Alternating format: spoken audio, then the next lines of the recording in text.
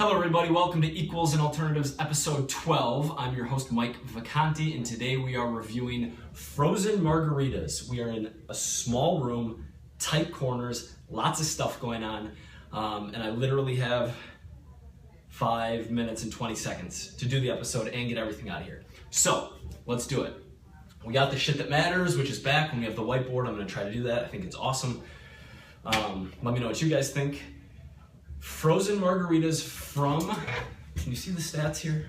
I hope you can. Frozen margaritas from like your traditional Mexican restaurant where you go, you get a big glass like this, maybe even bigger to be honest. This is 12 ounces, they serve them up bigger. The idea for this came in today's Thursday, it worked out nicely. Back in college, I went to Wisconsin-Madison, there was a restaurant called Frida's, which was a Mexican restaurant that served anyone. So my freshman year, me and my other buddies were 18 years old. Like after class on Thursdays, they had buy one, get one pictures of margaritas. And we would get these, oh, it's not plugged in. We would get these frozen margaritas, strawberry, they had all these crazy different flavors that we just liked the taste of before our egos got in the way, and then you like can't drink frozen strawberry margaritas because you're super tough, even though I still do it anyway.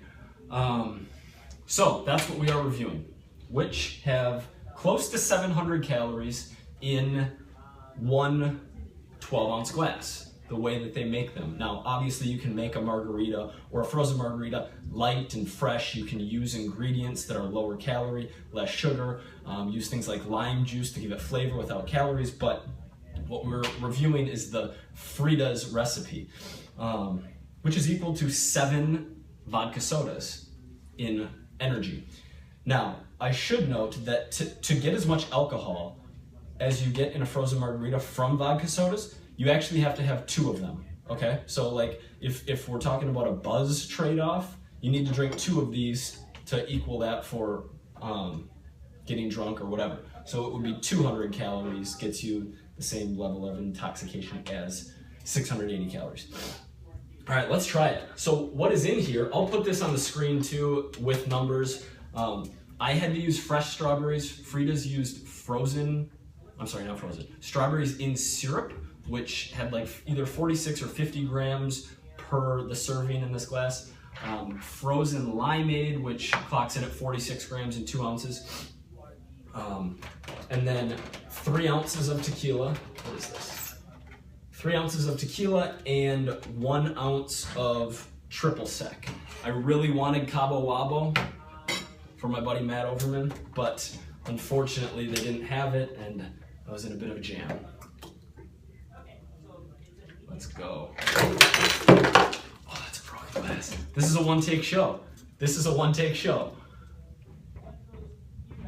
Whoever's in this room next is gonna kill me. It's really good. It's actually very good with the fresh strawberries. You don't even need the extra 40 or 50 grams of sugar, so you can save 200 calories right there. Oh my gosh, this is awesome. I'm gonna end up drinking glass. Okay, let's talk about the shit that matters super quick. Now, we'll start down here. 15% binge. When you drink a lot of alcohol, you are more likely to overeat late at night. Plain and simple. Like, I don't need studies to prove it, it's just going to happen, okay? So that matters. If you're gonna go out drinking, set some rules, set some guidelines, drink lots of water, have like a protein meal in mind before bed if you need to eat, but just don't go eat 1,700 calories worth of pizza after you've already consumed 1,000 in liquid. Training performance is going to suffer if you're hungover. Now, if you're drinking in moderation, 1 or 2 drinks, this probably doesn't matter. Neither does this. But if you're drinking a lot, it does. You're gonna be hungover. Your testosterone levels are gonna be decreased temporarily, 20 to 25% for the next 18, 16 hours maybe. Maybe I'll put the study down in the YouTube description if you're curious. Recovery is also going to be impaired, and what I mean by recovery is if you work out and then you drink that night, your muscle protein synthesis or rebuilding your muscles is potentially going to suffer. The studies that show that it does were actually done on rats. I don't know how much stock we put into the rat to human correlation, but if you work out and then a few hours later you drink a ton, you're not going to recover quite as well as if you didn't drink a ton, okay? Yeah, and then energy and macros, obviously. Like these 500 extra calories versus this, it matters. It adds up. If you're making this decision regularly instead of this, it's going to lead to weight gain in the long run.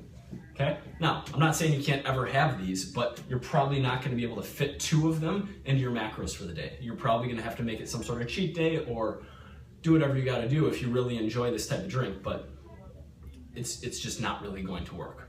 All right?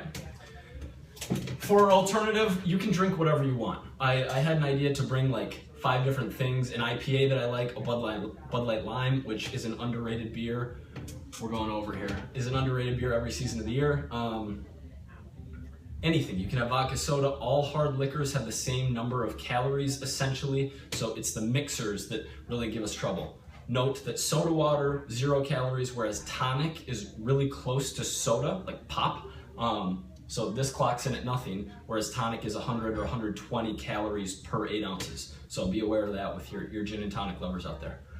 All right, that's it. Question of the day: what is your favorite drink? Calories don't matter. What's your favorite drink of all time? Boom. Remember, your body's still counting macros, even if you're drunk.